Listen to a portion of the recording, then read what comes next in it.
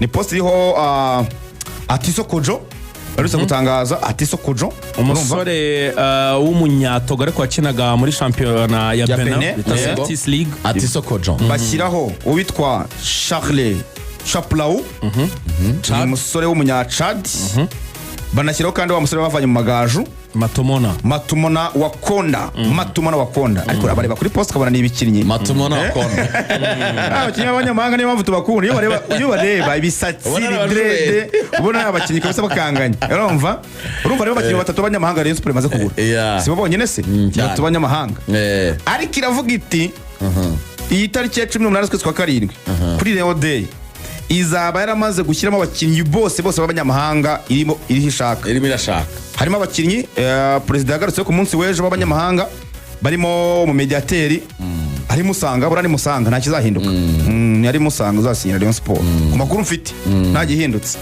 barimo umukinnyi mwiza barimo ubwo n'undi muwinga batigije undi muwinga ndetse n'umwataka nimo bakinnyi bazagaragazwa kuri iyi RayonDAY baza biyongera ku bakinnyi b'abanyarwanda baguzwe ubwo byibura umunsi wamenyekanya Axel turi gushaka ikipe nahoze mbona amakuru ambwira ko birashoboka cyane ko yaba Gor Mahia iragaruka cyane Gor Mahia Gor bari kuvugana ariko nanone ngo bari kuvugana n'ama equipe yiganjemo azitabira Sekafa yego noneho kugira ngo bazakine mu rwego rw'imikino ya gicuti kugira ngo bategure Sekafa Gor yaravuzwe na Al Ahly Tripoli nayo yagarutsweho Al Ahly Tripoli yego si abamanzi si yego imwe abamanzi nayo yagarutsweho cyane ngo n'andi ma equipe muri Zambia baracyari mu biganiro bari mu biganiro na Jamusi zakorera pre-season i Kigali yego Jamusi zabiri i Kigali mu minsi iri imbere nizakorera pre-season urumva rero bashaka kuyita bayibwira bati reka dukine match cyane perezida bigarutseho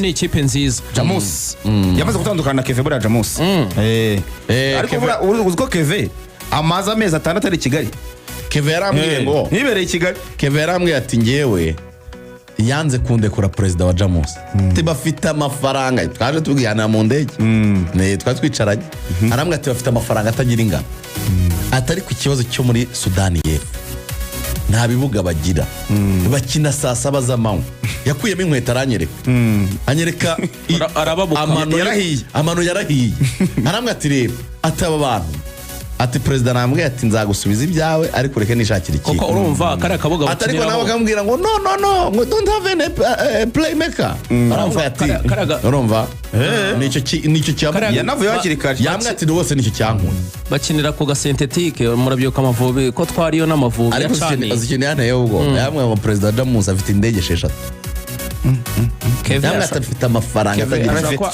ashaka ko harabaye ikibazo mu bijyanye n'abatoza umutoza ngo yagiye asanga yarirukanywe noneho waje mushya avuga ati wape ntago namukoresha kandi umutoza mushya waje byaranamugoye kuko Sare yahoze ambwira ko ikipe yabo ya Elmereke Bentiu burane yatwaye igikombe inatwara igikombe cy'igihugu yakoze double Bentiu ni mu wundi mujyi ura Sare ura musore ari mu bakinnyi bagize saison nziza urumva ikipe akina amatwe igikombe cya champion inatwara igikombe cy'igihugu arambwa ati rero yaba Keveyo ikibazo yagize avuga Jamus bahinduye umutoza umutoza aje arabivangavanga cyane aravuga ati twahise tubafatirana turabatsinda bagenda batakaza n'imikino ubwo rero mu byukuri iyi Jamus iramutse mu Rwanda ko yabugahora ubwa mbere Jamus ntabwo bari ubwambere gukora president mu Rwanda Jamus ntabwo ari ubwa mbere nase isiyatozwa na kasa yego niko yaje Kigali iri kwitegura confederation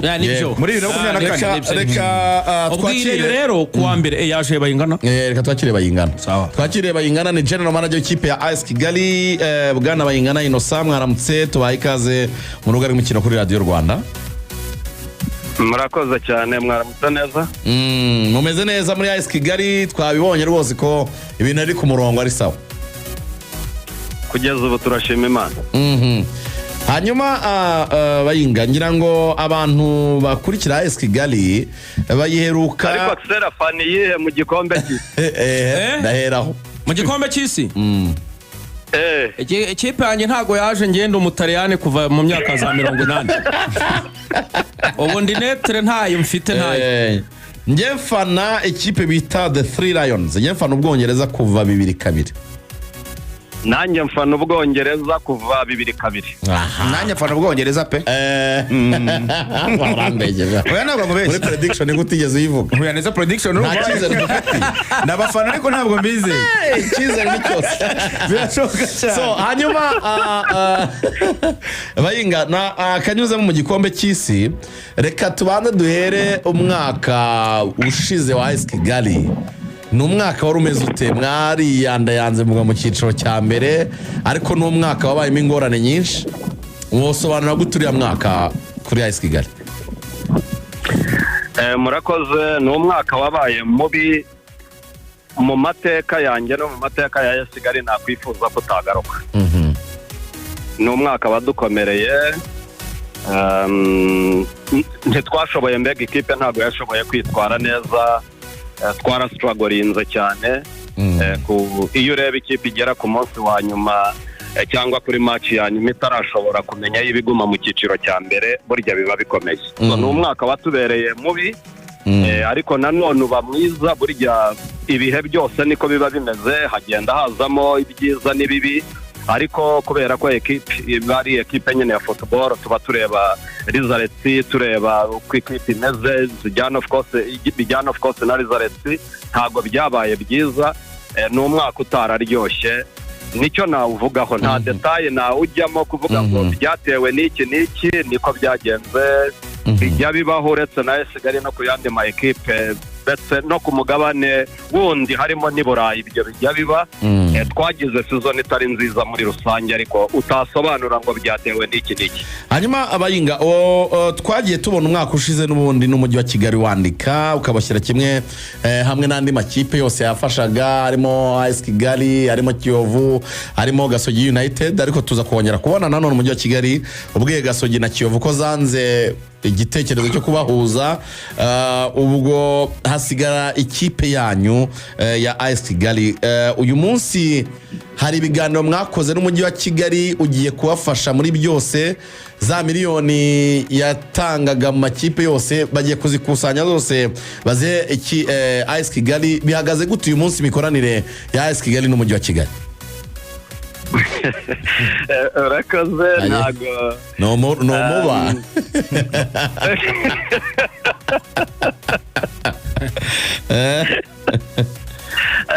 mbanje kubiseka uburyo ubizanyemo, ariko ibyo koko nanjye narabibonye.